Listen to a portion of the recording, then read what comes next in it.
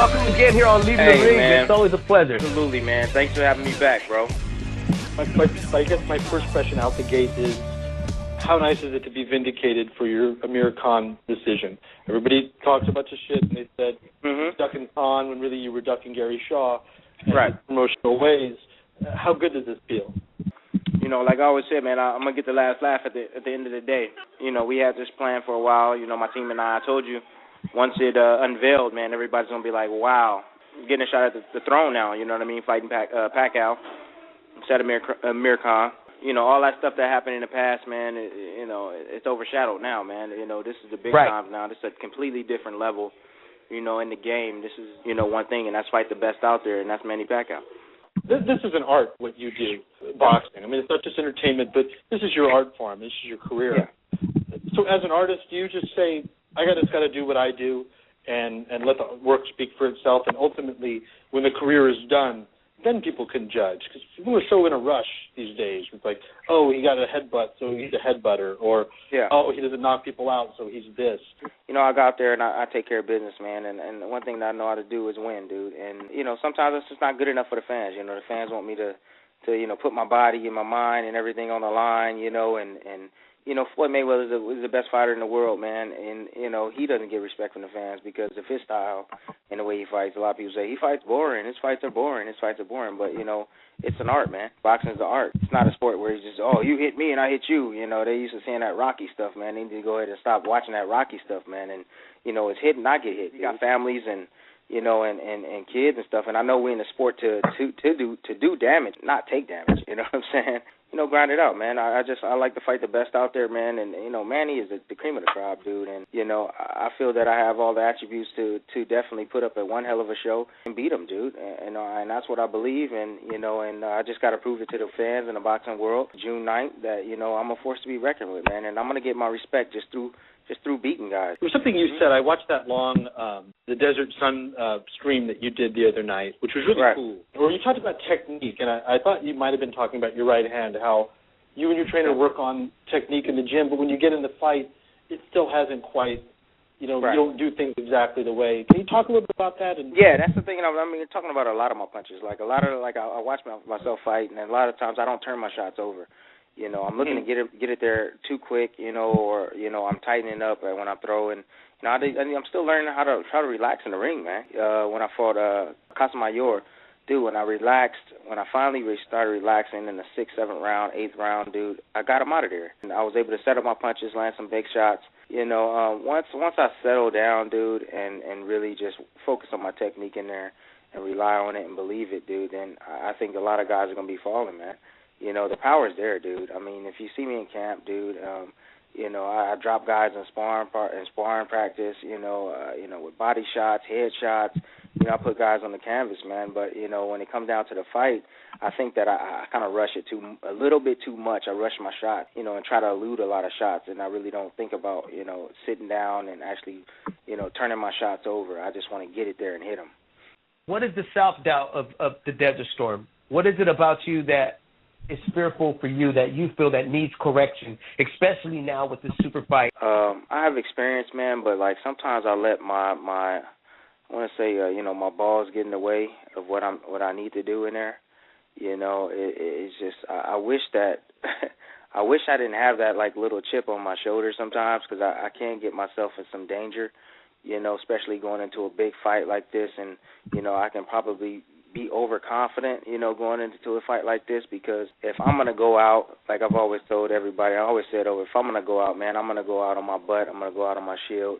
You know, you're going to carry me out on the stretcher, or you're going to take me completely out, because if push comes to shove, like, you know, we have a game plan. The game plan's not working, man, and then and if I elude it and don't follow the game plan, then I'm gonna do me in there. And me in there is you know what, seek and destroy, hit whatever's moving. It doesn't matter. Just hit whatever, any body part you can in that ring, man, and try to take this guy down and wear him out.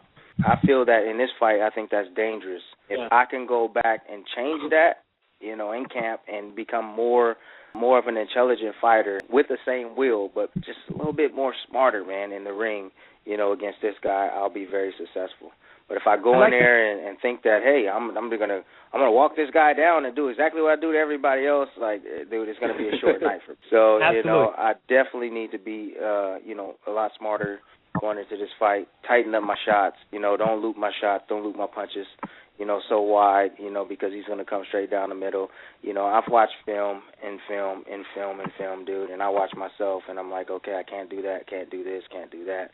I could probably get away with that, but I got to be careful. But that's my take on that. I like the metaphor. Your balls are getting in the way. When you said that, I was thinking I have that problem too. Like I trip over them and stuff. Yeah, I feel you, bro. I mean, seriously, man. Yeah. Problem. I see slippage in Pacquiao. I'm not saying he's done and I'm not trashing the fight, but no.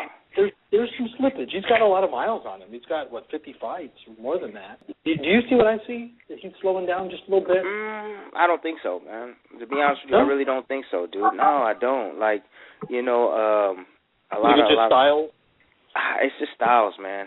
Styles make fights, man. And sometimes your style don't match up well with an opponent, man. And it kind of throws you off. Like when I fought Abregu, like his style was just awkward. I was just like, it messed with my style a little bit. And a lot of people was like, you didn't look good that fight. Like I hit too much in that fight, but he just had a weird style, and it wasn't what I was used to. And it's not what I thought I was going to be facing. I thought that guy was going to come after me. He actually laid back and waited for me. I was ringside for that. It was very disjointed and very off rhythm. That fight. It was just never weird. flowed. No, it was never a good flow. Like this guy was just, he sat back, he sat back and waited, and then I watched his film, and I'm like, this guy normally just comes through, takes shots and just throws bombs, but. And I kept him off. I kept him off me, and it was weird. At times, I was the aggressor in the ring. He's the bigger guy, the harder puncher, and and he didn't want any part of me, man. He was being really cautious. So, to all those people out there that say I ain't got no power, I'm gonna just let you know this, man. Manny Pacquiao is not gonna just rush in and storm me. It's not gonna happen. As soon as I pop him upside his head, he gonna bag up and regroup and be like, "Wow, they said he ain't got no power." Well, I'm gonna think about my stuff and what I'm doing. He's just not gonna come straight at me, because if he comes straight at me, I'm telling you, boom, it's gonna be a short night, man. I'm gonna catch him. So, that's all I'm saying, man. Over the top, right hand. Yeah, I do got power, man. I just need to focus on my technique, and if I get the technique down in this fight, I'm gonna be hurting him. So. What about the weight? Dudes are, Manny's making him come up to 147, and so you're going to be weak. You came in, I think, 156 the night of the Abregu fight, if I'm not mistaken. You fought as a welterweight. You beat Vadas Martirosyan in the amateurs. You fought as a welterweight in the amateurs, as I understand. Yeah, the weight, what a lot of people don't realize is that 147 pounds, that's my frame. That's the size I'm supposed to be fighting at, to be honest with you, man. Like, that's the weight I feel comfortable at 147 pounds. I fight at 140 because, I shrink down. I'm like a big ball of just muscle, man, at 140. And it's hard to deal with me because I'm just so naturally strong, Sure. So that's the reason why I fight at 40. I have an advantage because I got low center of gravity. I'm very strong in there, big up, top, top of my body's very big and very strong, so I'm able to just push guys back, take a lot of shots, and very durable. At 47, I'll be able to take a punch a lot better than at 140. I know that. Just because you're not drained? Just because I didn't deplete. I'm not depleted of water. And when I get to 147, I got to cut water, man. I'm at 2% body fat. and I have to cut water unless I cut the body fat, and that's very unhealthy. Going into a fight with no body fat, dude, Sure. I walk around 160, 165, dude. So, right now I'm about 163 right now. So I just come down, 15 pounds, and I'm ready to go, man. Headbutts. Let's talk about headbutts. Any concerns about this fight here? Because some fans think that as soon as a headbutt is landed, the favor is going to sway for Manny, meaning the sympathy is going to be the ref with Manny Pacquiao if there is a headbutt. I don't think that. Honestly, was there any headbutts in the? Casamayor is like known. I guess he's the king. I guess I'm the new king. The king of headbutts. But Casamayor is like the king of headbutts, right? And we fought, right? And he fought sloppy as hell. and he was trying to drill me with the head, and, you know, there was zero headbutts in that fight. Not one time did our heads clash, you know, and everybody was expecting a headbutt, you know, even the commentators at the beginning were like, oh, this is going to, whoever lands the biggest headbutt is going to win the fight or whatever, as long as it lasts. They made a comment or whatever, you know, and I heard it, you know, on the video, but, you know, it was zero headbutts, but, I mean, you really don't hear anybody talking about that, you know, besides, like, Lim Satterfield is like, hey, man, you know, Bradley used his head, and not, you know, in that way, but he used his head very wisely against Casamayor. No, there was no headbutts. It was no, I mean, and you too, man. There was no headbutts the last fight, and everybody expected a headbutt in that fight. Right. But, you know, I went back and expected maybe Casemiro to pull out a crowbar at some point. Well, you know what, he tried to drill me, dude, but, you know, I was aware of it, and you see me trying to avoid the head clashes, you know, pulling my head back, you know, making sure my head is clear and out the way of, you know, of his, and, you know, and, I mean, I'm gonna continue on to do that, man, in every fight, and not have clashes of heads, because, you know, that's every excuse. That's the only excuse people can say about me. Right. Oh, well, he headbutts. That's, you know, that's all he does. That's how he wins all his fights. No, I win all my fights because I whoop people's asses. That's why I win my fights. You know, I outlast them. I outmaneuver them. I outthink them. You know, I apply pressure to that body. I you know, I stay on their ass like a fly on some shit. So, you know, I don't mess around, man, you know, when I'm in the ring. And so they you know, that's the only excuse that people can say about me, man, you know, period, is that, oh, he uses his head. Nah, dude. You know, that's not the case. So my last fight, now easy work. The dude, from the gate, as soon as I hit him with that first right hand, he wanted to hug me and kiss me. I was like, man, here go the Devin fight all over again. Here he goes. He want to hug me. He want to hug me. That's all he wants to do. He wants to hug me. I come to fight, man. Period. I come to fight, hands down. I come to fight each time, every time. I'm ready. I'm ready for whoever. You know, it ain't gonna be no different, man. It's not gonna be no different. Like, everybody like, oh, are you scared to fight Manny Pacquiao? He's the best. I said Manny Pacquiao is just a name, man. He's just a name to me. You know, he's just one of the best fighters in the world. Period. You know, one or two, depending on where you have him on your list. And I'm like, I belong in that list. That's how I feel. That's what I believe. I belong in that list. One or two, I belong in that list. A lot of people don't know where I come from and how hard I didn't work to get to this point in my career. You know, I worked my butt off. I came from ballrooms, dude. I wasn't spoon-fed. I didn't get the HBO deals, the 8th fight or 9th fight. I wasn't fighting for a title my 8th fight like, you know, Rigendahl was doing. You know, I didn't get any of that type of love or the big money right away. You know, my first paycheck was $1,000 for 4 rounds. You know, I'm fighting 10 rounds for, you know, $35,000 to $5,000, fighting 10-round fights on Showbox. I've earned this, man. I've earned it. 18 years of my life, dude.